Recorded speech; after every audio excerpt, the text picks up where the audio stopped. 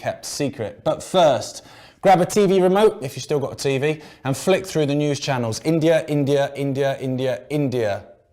It feels very much like the coverage Wuhan and Italy were getting when the West was being sold the first lockdowns over a year ago. Johan Tengra, he's our Indian correspondent and he's on the ground in Mumbai. He's joining us now. As countries across the globe scramble for COVID-19 vaccines, India has access to millions of doses. In January, India launched the world's largest immunization drive. India says starting this week, it will target 270 million senior citizens and those at risk. In India, the pandemic continues to worsen, with more than 200,000 deaths officially confirmed. I know that people say that, India, people are dying in the streets. That's bullshit, right? Because I'm living here and I've been here since January because my husband is Indian. What we have in here is restrictions. So basically we're going through a strong lockdown that the shops are only allowed to open from 7 a.m. until 11 a.m. All these videos you have seen about Delhi, people dying in the streets, that's not true. Hi Johan, thanks for coming on, mate. Really appreciate it. All we're seeing in the media here is all about India. So can you tell us from someone that's there, what exactly is happening in India at the moment? Hey Gareth, firstly, thank you so much for having me on. Thanks to Jamie as well for giving me the opportunity to do this. It's been mad out here since the last month at least. I personally have been, researching this stuff for the last 5 years, and we've really been working hard since the last year to raise awareness among people with respect to like what's really going on and what the end game of all of this really is. So things were kind of getting better until, say like last month or so. Things had mellowed down. The first wave had died down since around October of last year. And, people were starting to relax a little bit. Things were starting to open up. People are just getting back to their lives almost. And then it's almost as if like a month ago, everything changed and the script totally flipped and it's totally, it's total chaos again. So I see a lot of stuff being portrayed in the Western media, which is why I understand probably you guys wanted to have me on as well. Because there's a lot of fear mongering going on with respect to, say, like India being the new China or the new Italy with respect to what's going on here right now. So I'm not here to say, there's no situation at all. And everything's just fine, because it's not. I personally work in the health space myself. So I know through my own sources and trusted sources that some people are getting sicker. But, why all of this is really happening and, why there's really a burden on the hospitals and, the oxygen supplies and everything is something that's a combination of a multitude of factors that we can discuss. So I just like to tell the audience that there is a shortage of beds that's happening right now. In many parts of India, at least in Mumbai, Mumbai is the kind of financial capital of India. So this has been going on in Mumbai since the last a couple of weeks or so. It started to catch up in Delhi and Bangalore, but there's currently a shortage of beds going on, so people aren't being able to get beds in hospitals. And there's a supply problem with respect to oxygen, as well as with respect to some antiviral drugs like remdesivir, which are sort of touted to be lifesavers and treatments for COVID, when we know that's really not true. We can get into that as well. So my main premise here is basically that what's going on right now is true. There is a shortage of beds, going on. I personally know people from my own team who called me like 2-3 weeks back saying that, someone I know needs an ICU bed. So I know personally through my own sources, and, this is not a hoax, like there's actually a problem. But, we can maybe get into why all of this is really happening. Do you have any thoughts on that, Gareth? Well, what I've seen is obviously, we shared an article around February time talking about the fact that India was basically untouched by all of this, and then obviously had a mass vaccine rollout, which now the number of vaccine corresponds almost identically with this huge spike in cases and these issues that are happening. So from me looking in, obviously, I'm thousands of miles away, but from me looking in, that looks dodgy to me. Is that something that you're looking at as well? Oh yeah, definitely. That's one of the factors that I want to discuss. So, okay, we can start out like this. I think there are like 3-4 reasons that are compounding into this sort of crisis becoming what it is today. And one of them is definitely the vaccination rollout. So just to give some context, our vaccination rollout started in January, like around Jan 1st or 2nd, the vaccines were approved, and then they started giving it to age groups. So it started out with like the 60, plus 60 and above, and people who really had health issues. Then they lowered it to around 45 or so, a month or so later, and now finally they're coming to like the 18 plus category, which is where I would kind of fit in.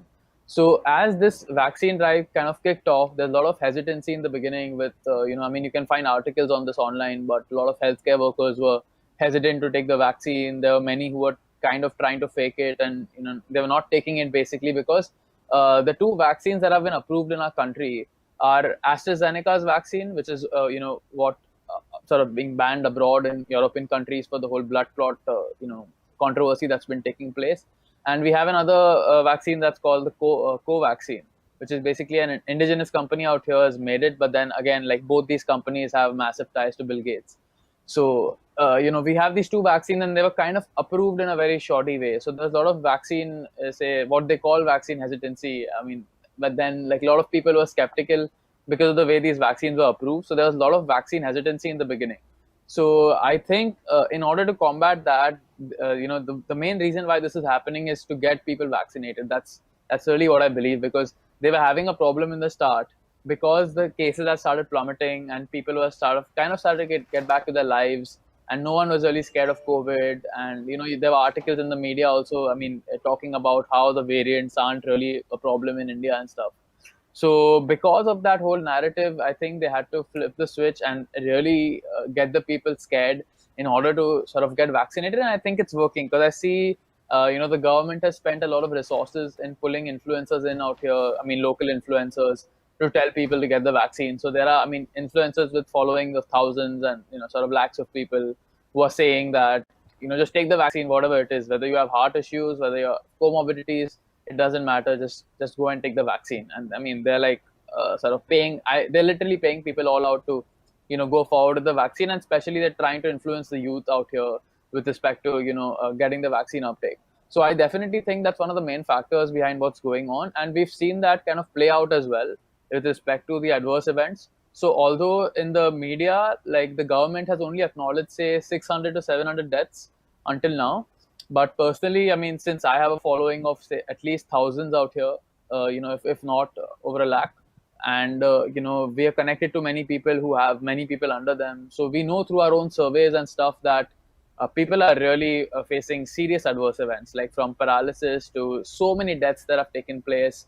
Famous people have died. Like there's one actor in South India who died after taking the vaccine, and a co-actor of his who kind of really got angry and started blaming the vaccine for it, and started blaming, like he's talking against the masks and our whole narrative, right? So he was basically, I mean, he got arrested for that, for spreading false information, and they're not even giving him bail. So that's the kind of situation that exists right now, because I mean, he had a big impact, his head, and this actor was basically employed to sell the vaccine. So he landed up dying because he was, he took the vaccine after being paid to mostly promote it. And that created a big controversy out here. So there have been many, many deaths that have taken place out here after the vaccine, and the official numbers are highly unreported. So I definitely think that's adding to the entire burden that's taking place on the hospitals right now. There are many reasons why the shortage is happening. And I think the main reason for it is misdiagnosis. So we all know that the PCR test is not meant to tell us if a person's sick or not. And all the data that's coming out right now, like even though all this fear mongering and doom and gloom is going on about how deadly the second wave is, the official data overall for the country, the case fatality rate hasn't gone up. It used to be over 3% last year, and it's been under 1.5% since a couple of months, and that hasn't changed. The infection fatality rate is even lower, which is calculated based on like how many people have antibodies. So that's even lower, and that's around at 0.1%. So both our case fatality rate as well as the infection fatality rate of India is similar to the flu, as it is in most countries, and that's not a controversial statement. That's from official sources. So on a countrywide level, nothing has changed between last year and this year. Even our own authorities admit that it's mostly asymptomatic cases. So there's some fantastic headlines out here. I mean, just one city in Bangalore. When I was researching my paper for the PCR that we just wrote for the government, there was a headline that came up, which basically said that 96% of cases in Bangalore were asymptomatic. So they've literally just fueled this whole crisis. Even in my city of Mumbai, it's been the same. It's actually been very mad out here because in Mumbai they literally gave the municipality targets to go out and test people on the streets. So they literally had testing targets of like thousands, like 45,000, at least 45,000 tests a day, in Mumbai at various spots. So they are literally going out and testing healthy people, just picking them off the street. And then if someone refuses the test, they can do a case against them under the Epidemic Diseases Act. So this is how they've really been trying to get the people to get scared by driving the cases up through the PCR test. And the PCR test cutoff in India is officially countrywide, it's at 35. And we know that level of cutoff, if someone's coming positive at 35, according to at least one study by Jaffer et al., they talk about how like the PCR compares with the gold standard of viral culture. So they find like a 3% match over there, which is like a 97% false positive. That was a study that was used in Portugal in the court to basically, win the case against the PCR. So this is, a problem with diagnosis. I've heard this from my friends who are doctors as well, who sort of know a lot of people in the medical industry out here, that, this is a problem of misdiagnosis. So what's happening is that a lot of beds in the hospitals are being allocated just to COVID.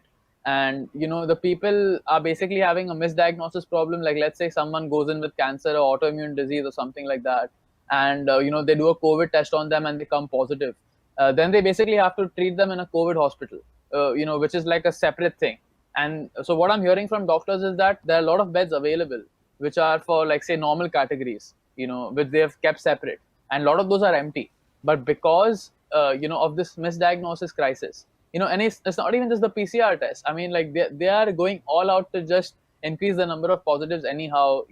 There's so many states in India that have started using CT scans, which are not specific to SARS-CoV-2 and which are, pretty broad. I mean, like, you can have ground glass opacities in a CT scan for many different reasons, not just for SARS-CoV-2.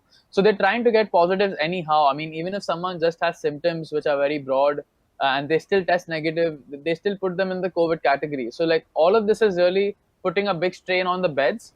Plus, compared with the fact that a lot of people are, like, they've been put into so much fear, and the knowledge about the PCR hasn't really got out, although we're doing our best and that word is getting out here.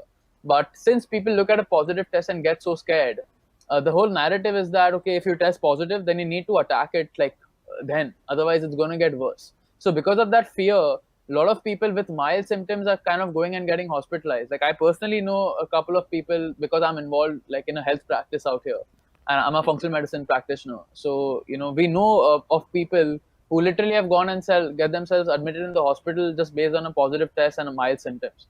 And then they are actually, like, burdening the capacity and taking the beds away from those who actually need it. So the people who are really sick, who are really having some sort of bad pneumonia and who really need medical support, who need oxygen, who need, oxygen therapy, they are not getting access to that.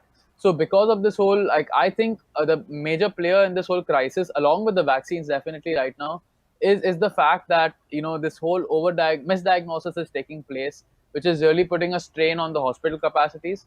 Compared that to the fact that we're having an oxygen shortage as well. So there's shortage of oxygen cylinders going on in different states and cities.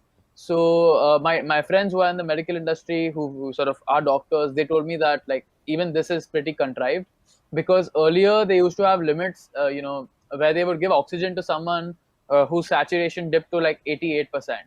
But now they've kind of changed it. So if a patient requests, oxygen, and even if the saturation is at 93 to 94%, they still give them oxygen. India has, like, changed how it's exported oxygen. So in the last year, it actually, like, doubled its exports of oxygen compared to what it did 2 years back. So there are many factors that are really causing this right now. I wouldn't say it's just the vaccines. I also think, like, this misdiagnosis problem is big because they've really got people to get scared of positives.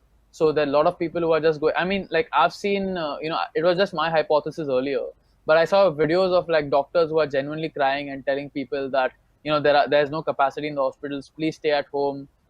People are coming in who are occupying beds who don't really need them, and people who really need them aren't getting it. So there's, of course, all of this happening, and, the deaths are being amplified because of the faulty treatments as well. Well, if you don't mind, Johan, first of all, thank you so much for talking to us and telling us what's going on over there, because obviously we get the BBC here, and, I'm not the biggest believer in that. So if you'd come on again, maybe next week or week after, whatever, and just give us an update, that would be great. If you don't mind doing that, Sure that'd thing, be man. fantastic. Yeah, I'll do that, definitely. Magic. Yeah. Thank you very much, Johan. Much appreciated. Thank you so much, guys. Thank you.